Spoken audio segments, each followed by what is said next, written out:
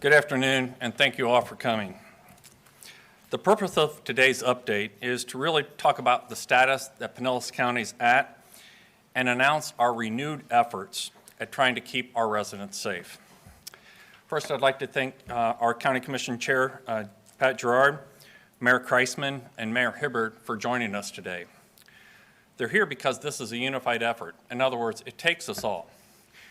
And over the last several months, we've seen the numbers of our cases and the numbers around the country continue to go up. Before we talk about where we're at today, though, I'd really like to start by thanking our first responders, our medical professionals, and even our first-line workers that include restaurant managers and others that are trying to do what they can to have people take minimum steps to try to keep others safe. So today we're really going to talk about our requirements that are currently in place. We're not talking about new things. We're talking about a renewed effort to socially distance and keep each other safe. Our background is this. October 30th, we had 74 new cases. November 29th, we have 234 cases. Our 7-day average continues to be 231 cases. If we look at our percent positivity, on October 30th, it was 4.2%. On November 29th, it was 8.4%. It still continues to hover on a 7-day average of about 5.6%. But we also know that we operate as a region. In Pasco County, the 7-day average is 9.53%. And in Hillsborough County, 7.12%. As you can see, our numbers as a region is too high, and we need to do what we can to try to minimize the social spread, the community spread of coronavirus. The last 4 weeks, our death toll has averaged between 13 and 20 new cases per week. Our testing sites. Down at the Tropicana Fields in October 30th, we had 525 people be tested. This past Tuesday, we had over 1,400. The lines are at maximum. We've had to shut down our sites early because of the number of people trying to get in to get a test. That's an indicator of people that are concerned throughout the county. We're seeing that at our other testing sites, at Mahaffey Theaters, and across the county. Our hospitals, we've seen an uptick in our hospitals. Is there capacity? Yes. But we're seeing the uptick, so the story is very clear that unless we take additional steps, what's going to occur? On October 30th, we had 32 COVID patients on ventilators. November 29th, 57. 16% of our ICU beds are COVID patients. A recent USF model indicates that if we continue on this path, by February, we will stress our hospital system beyond capacity. It also shows that moderate increase in social distancing and the use of masks will make a huge difference in maintaining our status and keeping us safe. The problem, is very clear. The cold weather, the flu season, the coronavirus, it all comes together. It all stresses our healthcare system, and it all stresses our first responders as they try to distance and use our masks. We need to stay the course, but we need a renewed effort to go back to what we started, which was enforcing the use of masks and socially distancing as much as reasonably possible.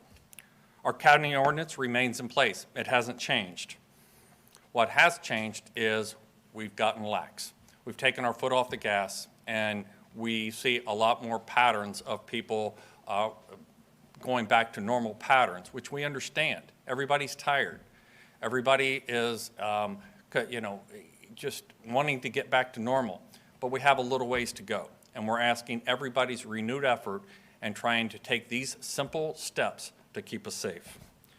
Employees in our restaurant, so our current county ordinance is in place. It does not conflict with any state requirements. That requires employees in bars and restaurants, they must wear a mask. And that includes servers that are serving outdoors. Customers must wear a mask unless they're seated and eating and drinking.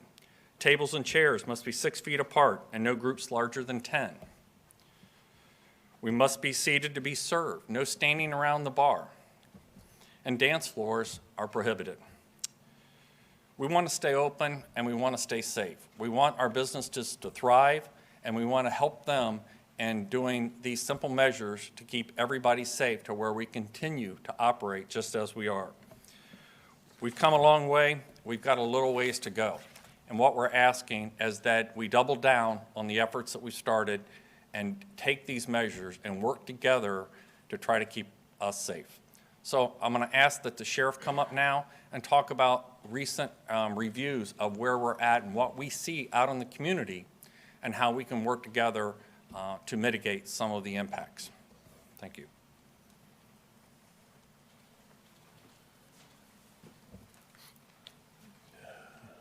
Thanks, Barry. Good afternoon, everybody.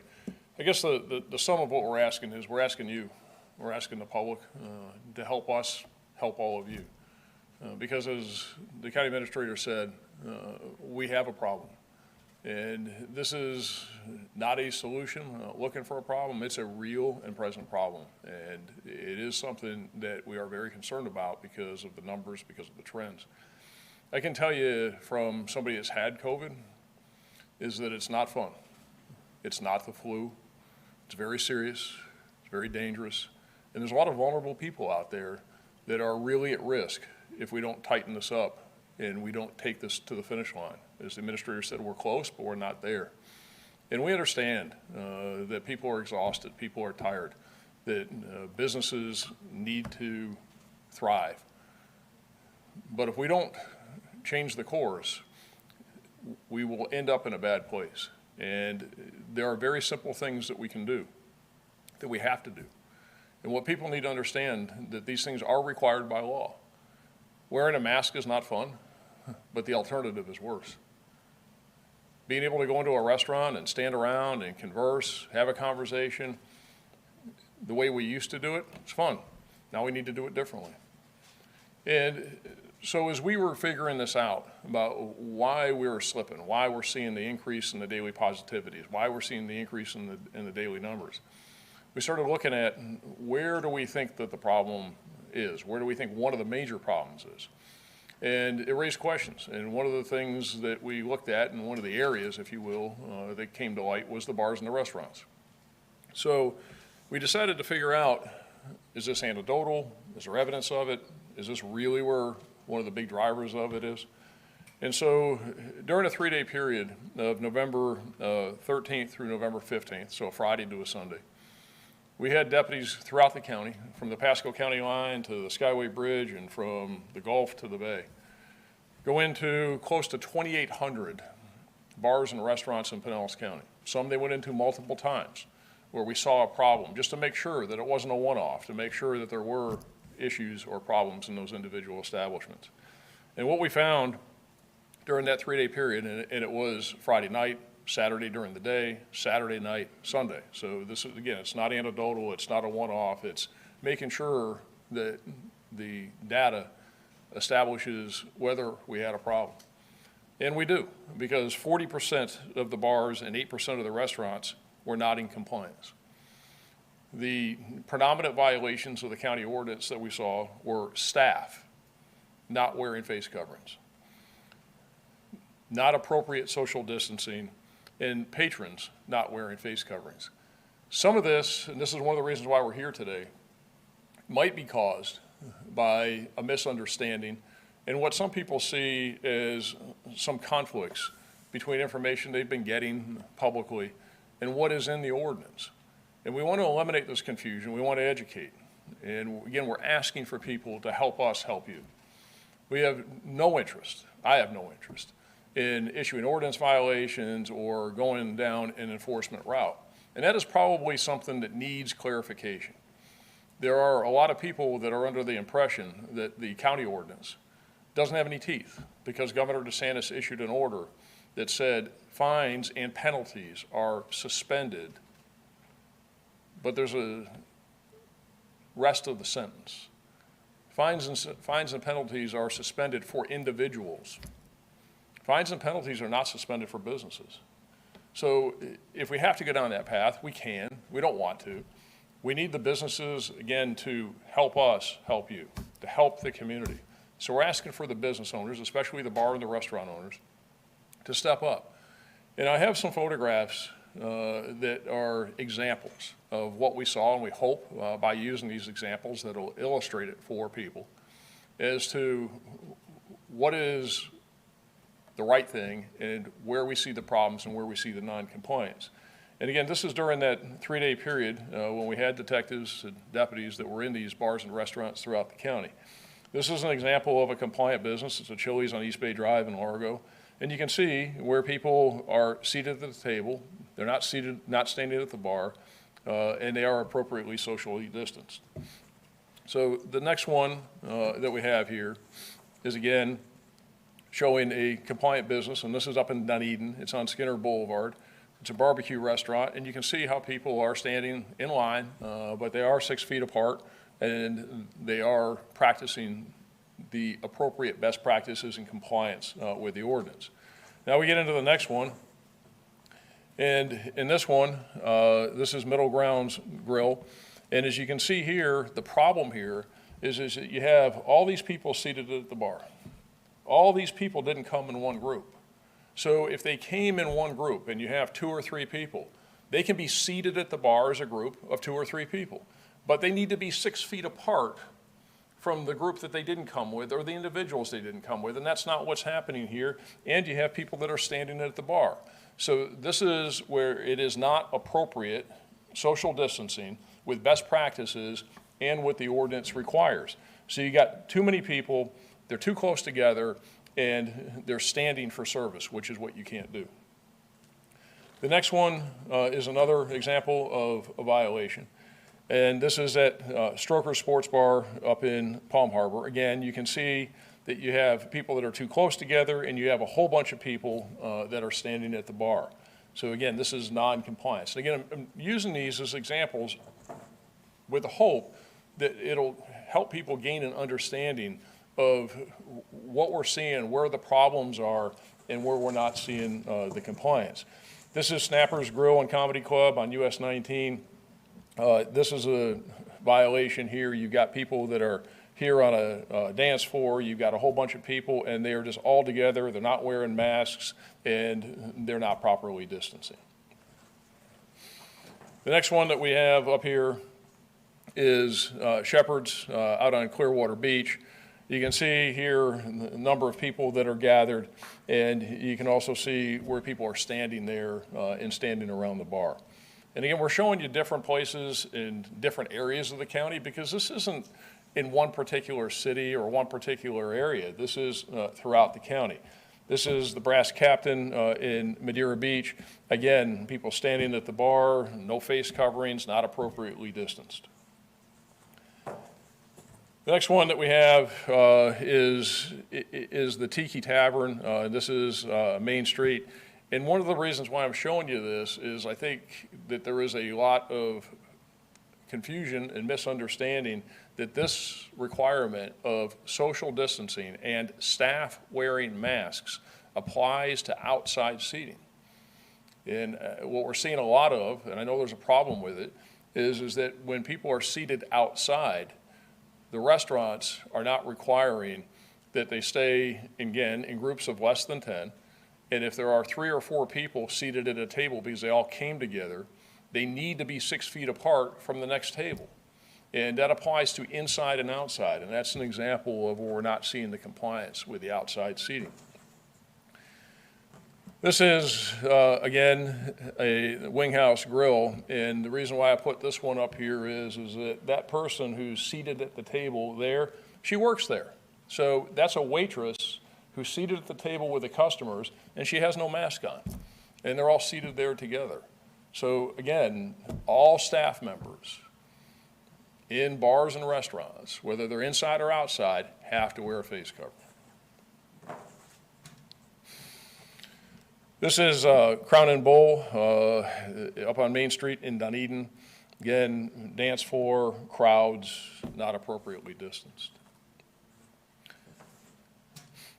Here you can see, this is Hamburger Mary's on US 19. It has a Clearwater address. It's actually more Palm Harbor. It's between Curlew and 580. You can see the number of people that are in here. Now, when you see the people that are up there on the stage, it does look like some of them are wearing face shields, but they're all too crowded together. And you can see here in the tables and how close they are together. Those tables can't be that close together. And even if you have people that are seated at those tables and they're not required to wear masks, they're still required to be 6 feet apart, and that's total noncompliance. The local sports bar, again, same thing. Here, this is on Walsingham Road in Largo, and you've got people that are not distanced and at the bar. We got 2 more, and then we'll conclude with these examples.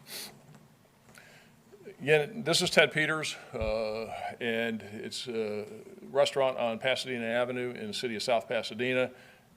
This is another example. It's outside seating, but there's no way that those people are complying with the ordinance because those tables are not 6 feet apart. And again, this is the problem. The last one is Latin Nightclub on Icot Boulevard in Largo, and the dance floors. People can't be out on these dance floors. You can't put a whole bunch of people out there congregating, mixing, dancing together in one place where they're all on top of each other. So again, these are examples of the problem. It is a real problem. It is non-compliance. We're asking for the public's help. What's going to happen beginning probably later today and certainly by tomorrow morning is we're going to have deputy sheriffs and police officers from the city police departments in Clearwater, St. Petersburg, Largo, Pinellas Park. They're all going to help, and we're going to go out to all the bars and restaurants, and we're going to, as we did before, distribute signs to be placed in the windows, on the doors of all of these businesses, reminding people of what their obligation is, what the requirement is. So we hope that people will see this, it'll remind them, and it'll help the business owners to remind the individuals. Because really in this, the onus is on the businesses. The onus is on all of us. But the businesses really have a choice. They can allow it or not allow it, and we're asking them not to allow it and require that people adhere to the county ordinance. And we don't have to get to a point where we even have to have any discussion about enforcement. But I'm going to tell you that if we find some businesses that aren't trying to do the right thing, they're just ignoring it, they're just defiant, and they're just saying, the heck with it, I'm not going to do it, I don't care, is that then they're going to force us. And if they force us to do it, then we'll start taking action because we can't keep going down this path. I don't want to get back to where we were in June where we saw 15, 16% positivity, where the healthcare system was overloaded. And we're really trying to be preemptive and proactive, and I say it for the 10th time, asking people for help. So please help us. Don't put us in a situation where we have to consider any additional action. Don't let this happen. And I can tell you that after we distribute these signs and after we engage in the education campaign and this new and renewed ask, is that we're going back out again. And we're going to do these checks again at these businesses throughout Pinellas County from tip to tip and end to end. And we're going to see where we have a problem. We're going to have a conversation with those that are not in compliance. And if they don't get in compliance, then we'll consider where we go from there. So again, really ask for everybody's help, everybody's cooperation in this. It's a big deal, and we want to make sure that we can take this to the finish line with minimal impact on our community. So I'll turn it back over to the county administrator. I'm not sure if the commissioner or the mayors are going to speak, or we're going to take questions. Just let anybody ask any questions that you have of us or our mayors and county board chair. I have a question for the sheriff. I know you said you don't want to go down the enforcement route, but can you just confirm for us, has law enforcement issued any citations or made any arrests for violations of the ordinance yet? No, there have been some, as I understand, and there have been some ordinance violations issued in St. Petersburg. Perhaps Mayor Kreisman can speak to that. They've had some businesses. We have not, and I do want to mention this, is we've had, this is an example of where it can be done. We've had really great compliance from the business community at large, the retail stores, the box stores, and businesses. Where we're seeing the problem again is in the bars and the restaurants. You don't see us focusing here on these other businesses. So we have not had to issue those ordinance violations. We've had to do some nudging and some reminding and some asking, and people have gotten on board. But again, we're seeing this problem now. So we have not, but if we have to, we will. But I know that there has been some enforcement out of necessity in the city of St. Pete, and those are the only ones that I'm aware of.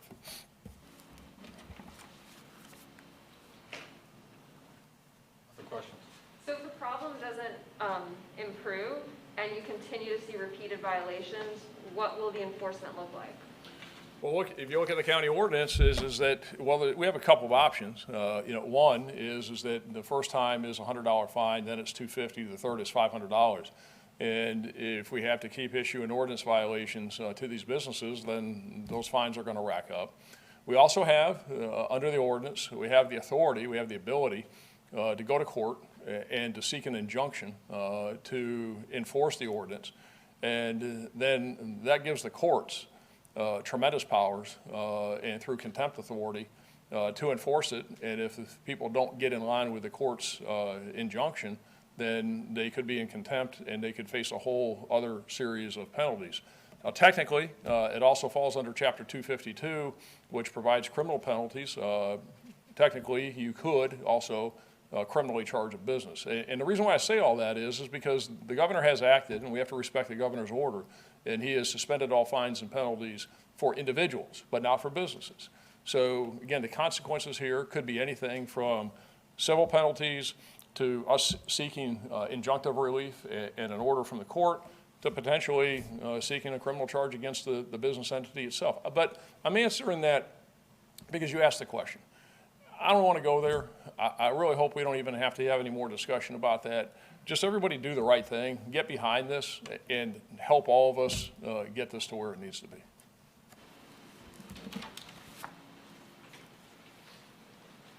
Other questions?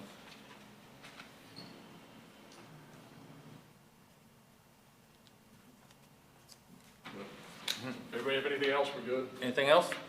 All right, thank you all for coming. All right, so what we're going to do now is transition this and take these boards down. We're going to transition this.